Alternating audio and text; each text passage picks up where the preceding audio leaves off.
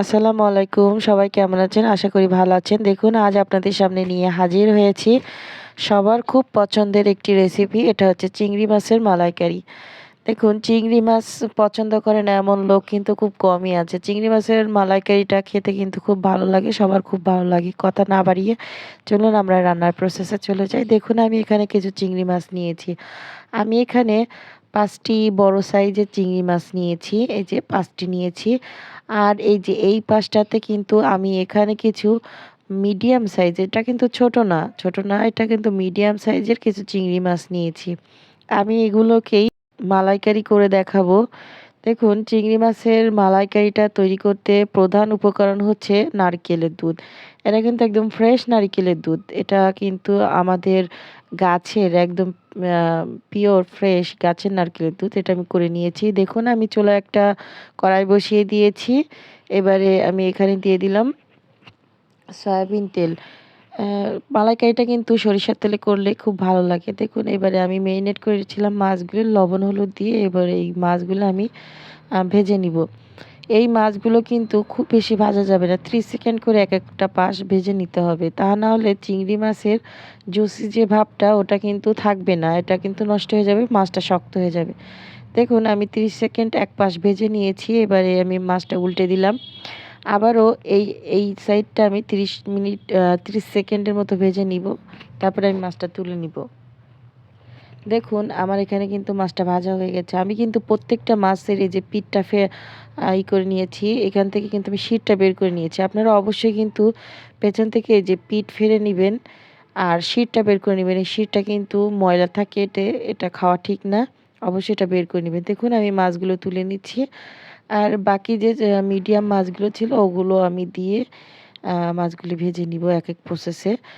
মাছগুলি ভাজার বললামই তো, একই প্রসেসে ভেজে নিবেন, তেমন কোনো নেই, সমস্যা নেই। দেখুন আমার মাছগুলো ভাজা হয়ে গেছে। এ পর্যায়ে যারা আমার ভিডিওটি দেখছেন একটি লাইক করে দিবেন। দেখুন আমার মাছটা ভাজার পরে আমি কিছুটা এখানে সরিষার তেল দিয়ে দিলাম। এবারে কিন্তু আমি সরিষার তেল দিয়েছি। এবারে দিয়ে দেবো গোটা গরম মশলা, 2টি দারচিনি, 2টি এলাচ এবং 3-4টি লং দিয়ে দিয়েছি। দিয়ে এটাকে ফোড়ন হয়ে আসলে যখন একটু সুগন্ধ ছড়াবে তখন আমি এটাকে নেড়ে চেড়ে মিশিয়ে নিলাম একটু তেলের সঙ্গে। এবারে আমি দিয়ে দেবো পেঁয়াজ কুচি। আমি এখানে হাফ কাপের একটুখানি কম পেঁয়াজ কুচি নিয়েছি। পেঁয়াজ কুচিটা নিয়ে আমি এটাকে নেড়ে চেড়ে একটুখানি ভেজে নিব। এটা যখন ব্রাউন কালার হয়ে যাবে, আমি কিন্তু বেরেস্তার মতো কালার করবো না, যখন ব্রাউন কালার হয়ে যাবে তখন কিন্তু আমি বাকি মশলাগুলি দিয়ে দেবো। আমি এখানে সব কিছু দেখুন দেখিয়ে নিচ্ছি। আমি এখানে 1.5 চামচ পেঁয়াজ বাটা, 1 চামচ আদা বাটা, 1 চামচ রসুন বাটা এবং 1 চামচ জিরার বাটা নিয়েছি। এবার সব কিছু একসঙ্গে মিলিয়ে মিশিয়ে 1 থেকে 1.5 মিনিট আমি এটাকে কষিয়ে নিব। যখন দেখুন 1 থেকে 1.5 মিনিট পরে এভাবে কষানো হয়ে যাবে তখন দিয়ে দেবো বাকি মশলা, লবণ দিয়ে দেবো হাফ চামচ, ছোট চামচের হাফ চামচ হলুদের গুঁড়া দিয়ে দেবো। আপনাদের আপনাদের টেস্ট অনুযায়ী দিবেন। আমি এখানে আমার টেস্ট অনুযায়ী মরিচের গুঁড়া দিয়ে দিলাম।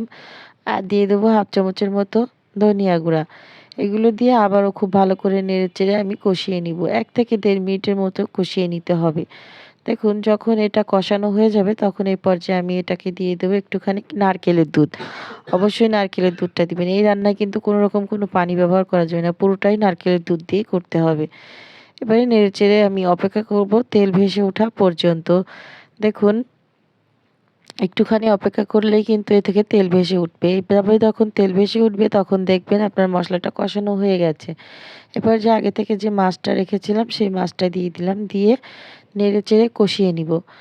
দেখুন একটু কষিয়ে নিলে কিন্তু খেতে ভালো লাগে। আপনারা একটু সময় নিয়ে কষিয়ে নিবেন। আমি এখানে 3-4 মিনিটের মতো নেড়েচেড়ে কষিয়ে নিয়েছি। এ পর্যায়ে যারা আমার ভিডিওটি দেখছেন অবশ্যই একটি লাইক করে দিবেন। আপনারা কিন্তু লাইক করতে ভুলে যান। এবারে যে নারকেল দুধটা আমি করে রেখেছিলাম ওইটা পুরোটাই আমি এখানে দিয়ে দিচ্ছি।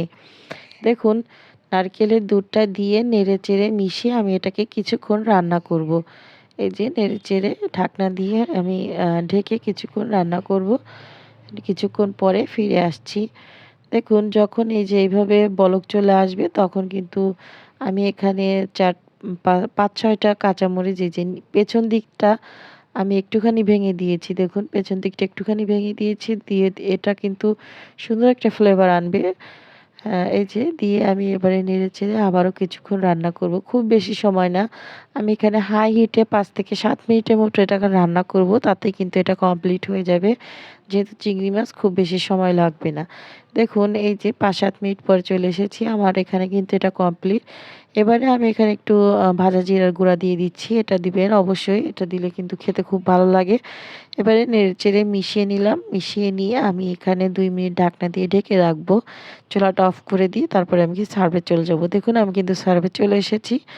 দেখতে কতটা সুন্দর হয়েছে, লোভনীয় হয়েছে। আপনারা অবশ্যই এটা বাসায় তৈরি করবেন। আমার ভিডিওটি কেমন লাগলো অবশ্যই লাইক কমেন্টের মাধ্যমে জানাবেন।